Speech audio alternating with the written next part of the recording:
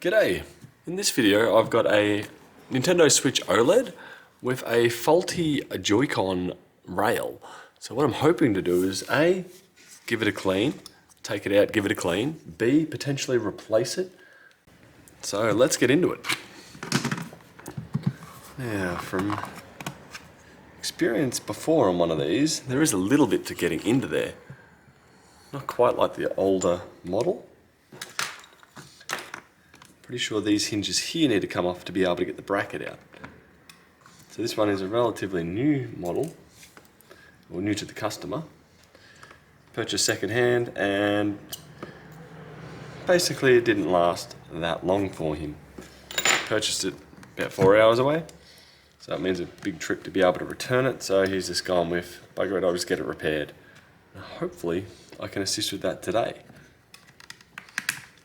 No game in there. Joy-Con rails, I can't recall if any of these screws here need to come out of it. So I'm going to focus on here, which we have one screw on the inside of these. This bit should come out, like that.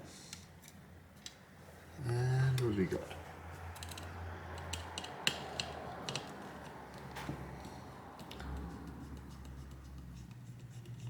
One screw there. And another screw here. I feel like there may be 3 in total along here. No, we just got 2. Great.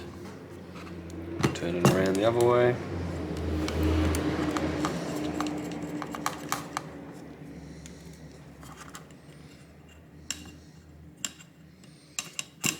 Okay, that one off, and 2 more screws here.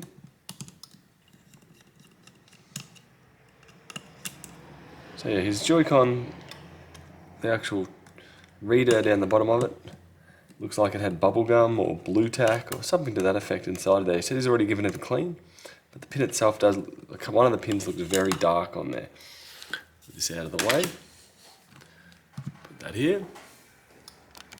I'll fold these down, and 2 more screws on the bottom here.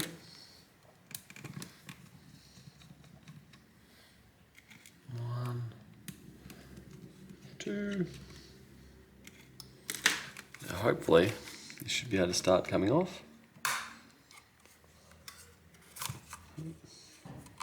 Yes, it does come off in multi-parts.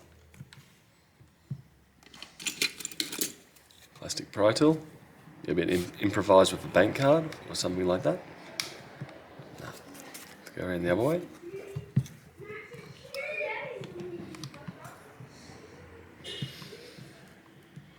No, it's being stubborn.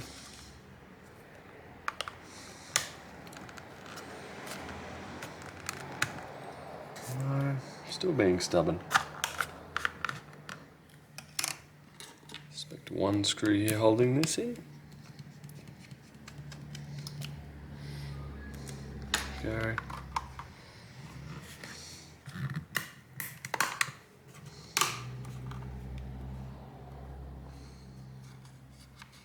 This bottom section's being stubborn as well.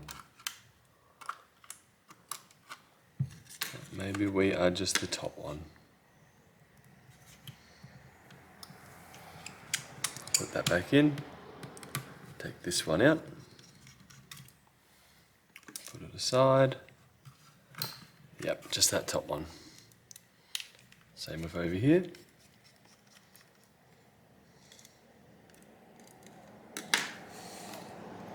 There we go.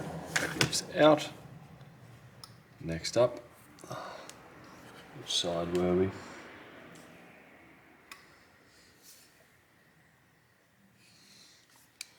We were this side over here. So now I'm going to have to take the shield off to get to under here.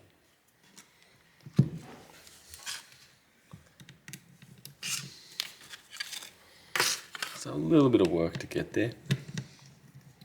Kind of annoying, but it's just the way that it is.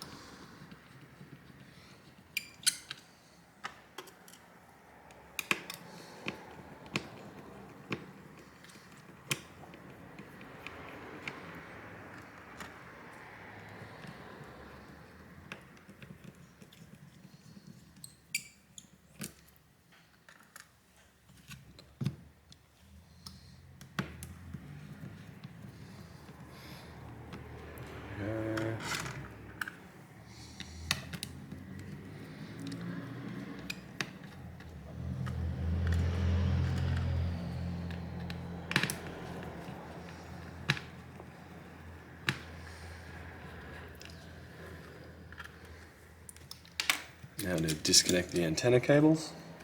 Should just be able to flick them like that. Same with the other one. Rotate, flick. I'm being a little stubborn. There we go. Now, hopefully, this will lift up. Maybe a screw or two hidden. I know, got this one over here.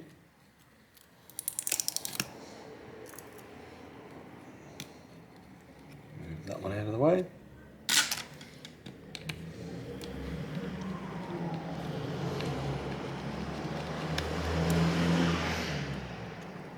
There, now we'll try.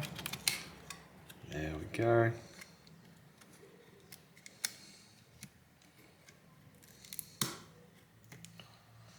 Watch out for the thermal grease.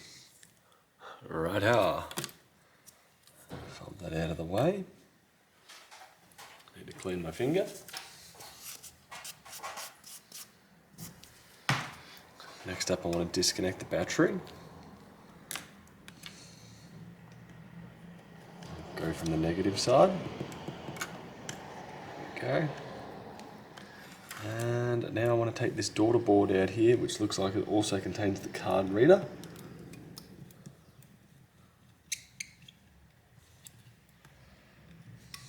There we go. Lift it up. There we go. And we're out. Now looking from here, I do want to take this rail out.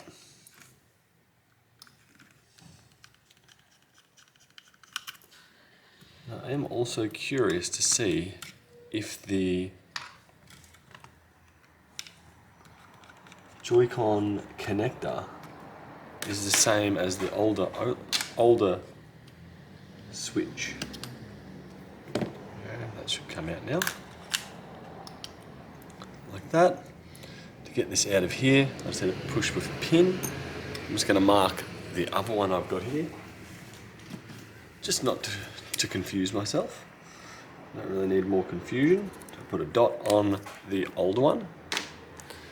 And I want to take the newer one out, which is a matter of pushing this pin out with some tweezers.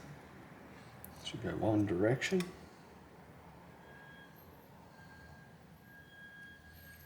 No.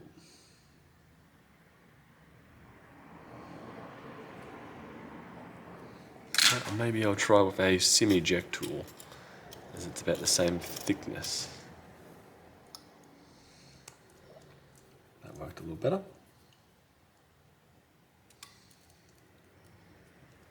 Go. That out. I can slide this out. And it does look to be some form of liquid damage on there. And looking at that, you can definitely see it. That compared to this one. I'm curious if we straighten it out, how similar are we?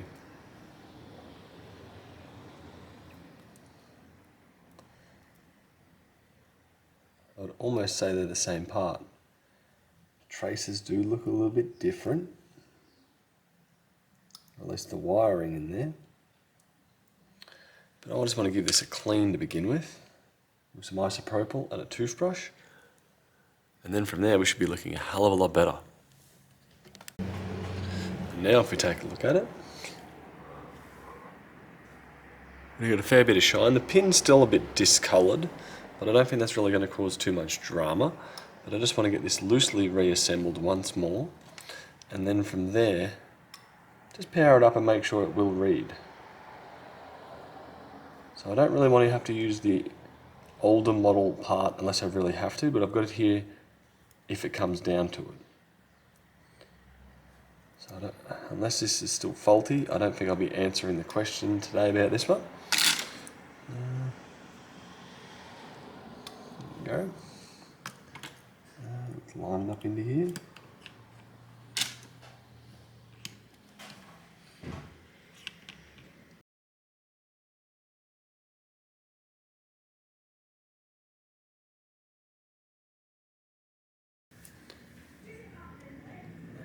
that down back in here, line it back up again, put the bottom 2 screws in.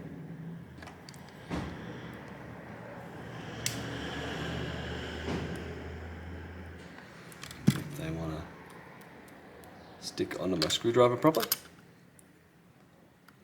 Now, I'm not too fussed about the shield at this point, as I'm still in the troubleshooting mode at this second. There's no point putting all the screws back together to find out it still doesn't read. I've just turned my heat pad off, as it is currently at about 70 degrees, and I don't really want to turn it on just yet. Okay, this lines up and pushes in, clicks in down here. Put the screw back in up here.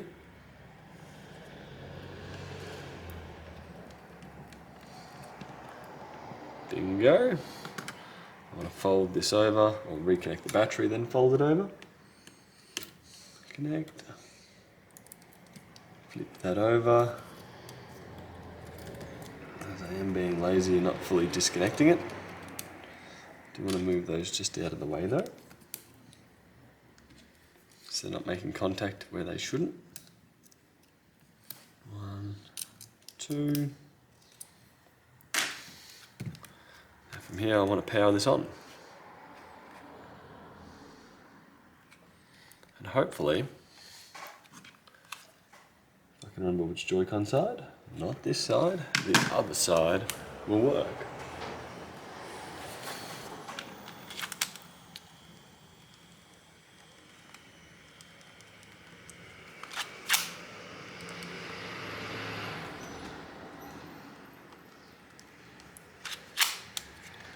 Worked once, and now it doesn't want to know about it.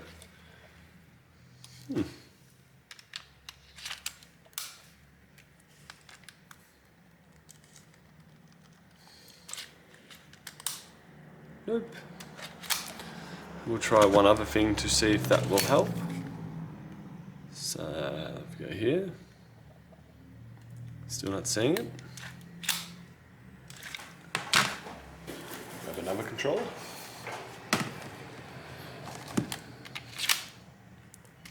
Nope, still nothing.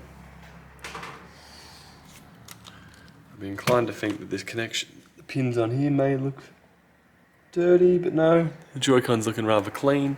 Another Joy-Con didn't make any difference. Next up, I'll be trying to swap over that part. So that didn't quite work for me, which is a tad disappointing. I didn't want to have to dig much deeper. Yep, no, it worked once, and that was it. Let's switch this off.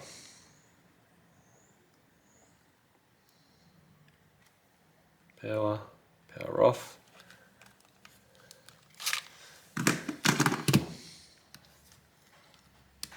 Fold this over. Undo one screw.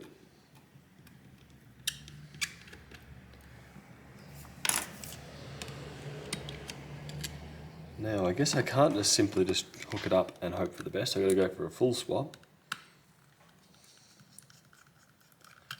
or else it's simply not going to have enough room. Being that adapter board needs to be put back on there.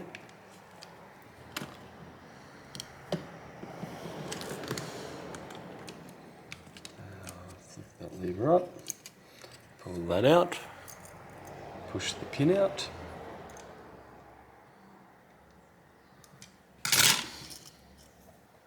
SIM eject tool.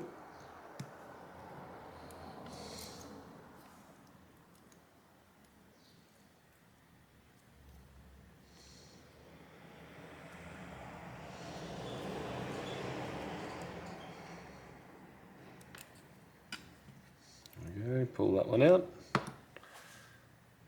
Find out where I put my replacement one. Here.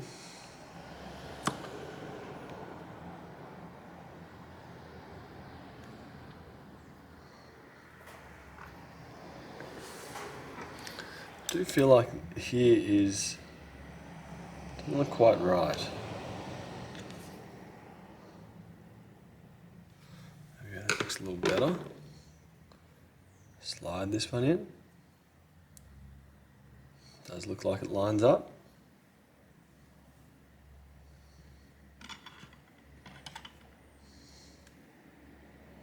One pin through there, that fits through just fine.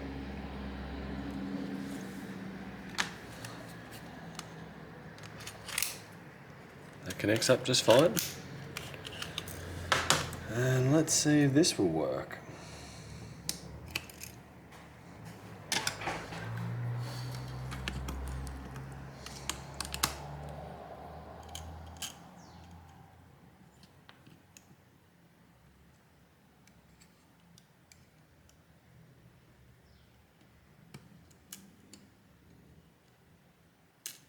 Now I did run in gun-ho and haven't swapped over the battery, or disconnected the battery. I think that should still be okay.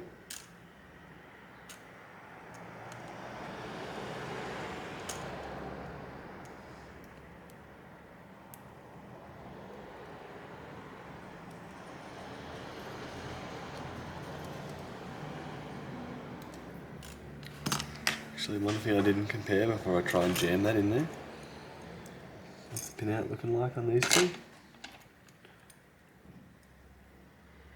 Pin configuration looks about the same.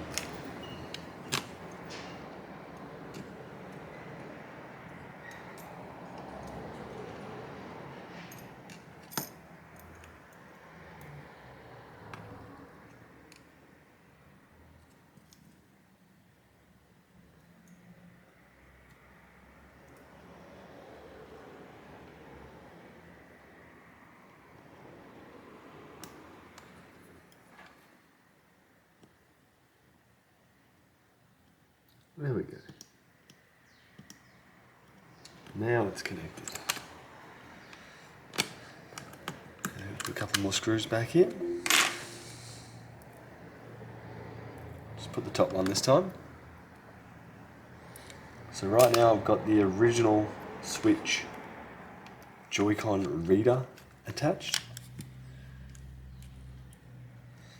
Now I don't know how it's going to go compressing down here. I fear that it may end up squishing something that it shouldn't. Line this up over the top. Push down. That feels connected. Put the one screw up the top here.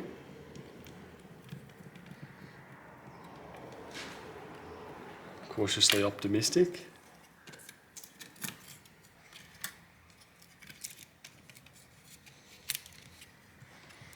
Move these guys out of the way. And let's get some power. I'm going to use my Joy-Con on here just in case it fries something with the Joy-Con.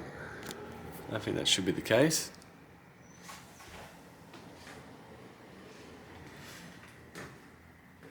Now hopefully, paired, working.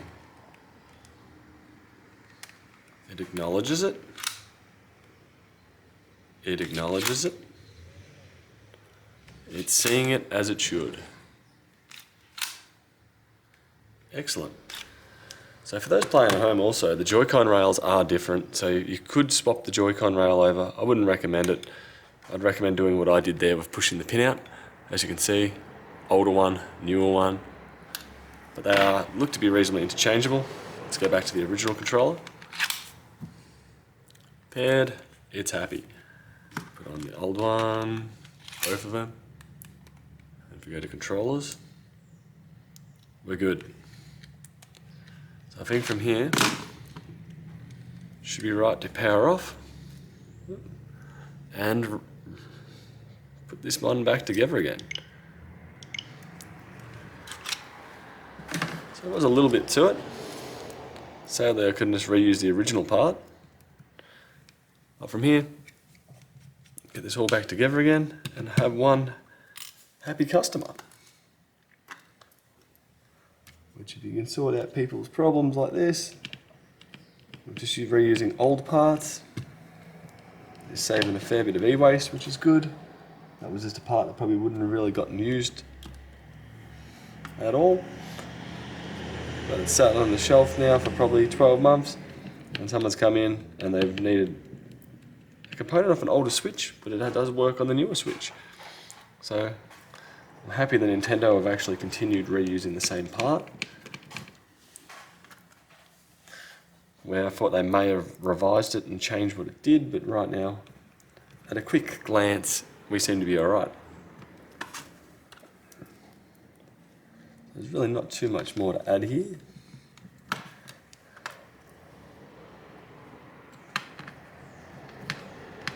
So I'm just going to continue putting this back together.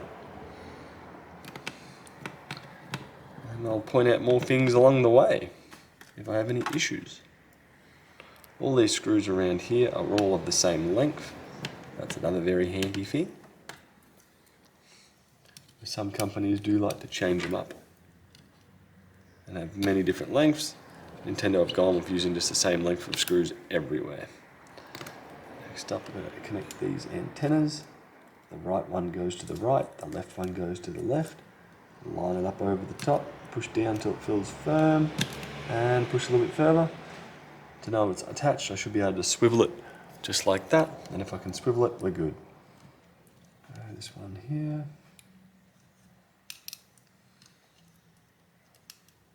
Line it up over the top.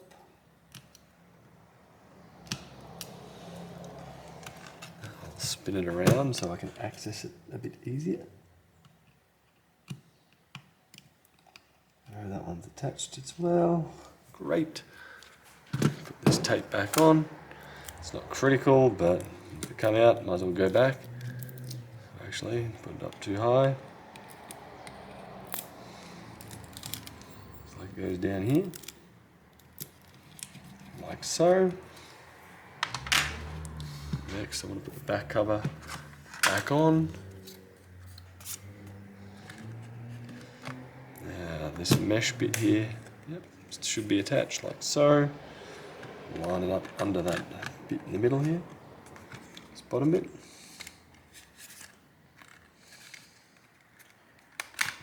Go. Line it up, push it in, push it over the top, like so. This one's not quite wanting to line up, but that bottom screw should lock it into position.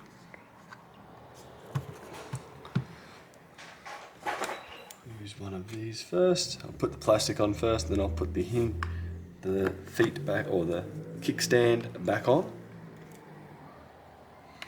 I'll work my way to that.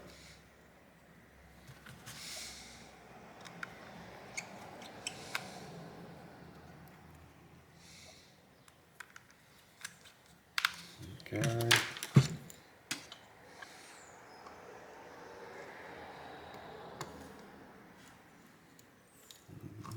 This one back in here. I've got one of these to go up the top.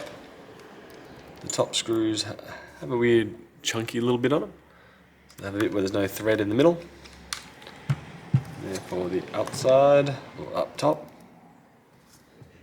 There to there. Down, I've got to screw up the top, and then we've got to put the hinges back on, the kickstand back on, and then we're done. Kickstand I should be able to pull out like that. Go. A little bit stubborn.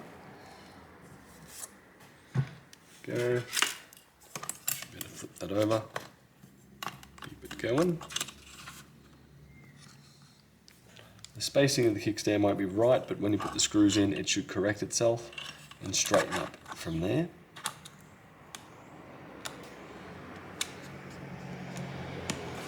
One screw. Do one in each side.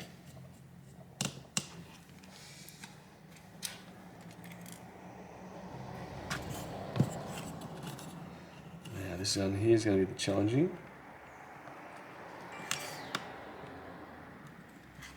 Okay. That slid off on me, the bugger. There we go.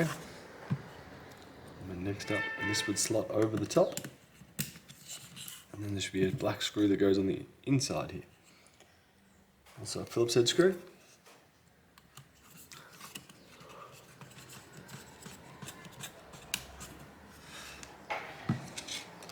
Two more screws and this is done.